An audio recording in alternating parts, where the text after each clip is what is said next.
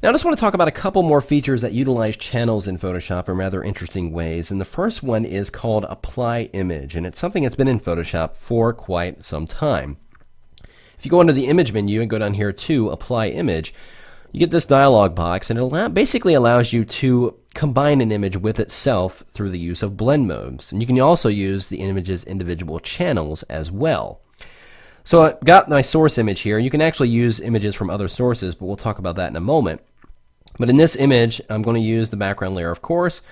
And you can do the RGB composite channel if you like, and just go down here to the blending section and change the blend mode to whatever you like it to be. For instance, I'll go ahead and start with overlay.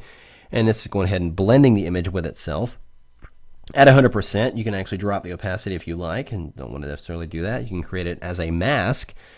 If you want, go ahead and create a mask there just by using the image source and then determining the layer and the channel you want to use. But in this case, I just want to do it as a color effect, so I'm going to actually change this to hard light. Now, in most cases, just blending the image with itself is only going to do so much. The cool thing about this is that you can blend individual channels. For instance, if I change this to red, you'll notice that the image takes on a whole new look because it is blending just the red channel in that hard light blend mode with the original image, and it's giving me something much more interesting than what I started with. Now, the original image is pretty cool and looks nice, but this adds a sort of contrasting grittiness to it and brings out a lot of the detail. And this is something that Apply Image can do very well by using the individual channels and blending in this way. And this is something that using layers and blend modes just isn't able to do for the most part, but being able to use Apply Image this way can do that. The only difference is it applies it directly to those pixels. You're actually altering the original pixels of that layer. But that's okay in most cases because you're actually getting something pretty cool. Now again, you can use images from other sources. I've got this image of New York City here, and it's certainly blending the red channel over that image as well, and you can play with other blend modes and see what other kind of blending effects you can get.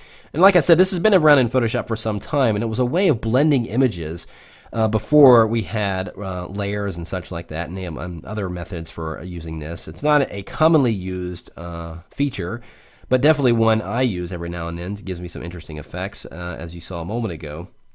Let's go back to that red channel, blending that red one.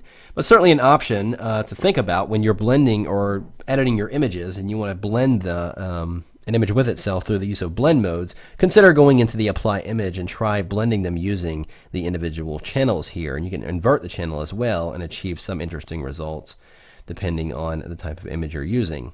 But ultimately, I think I like that result right there. And even if ultimately it seems like it's too much, even though as much as I like it, you can always drop the opacity back a little bit and lighten that image and ultimately give yourself something that's much more interesting than what you started with. So Apply Image, remember it's under the Image menu right down here under Duplicate and above Calculations, which is something we're going to talk about in the next video.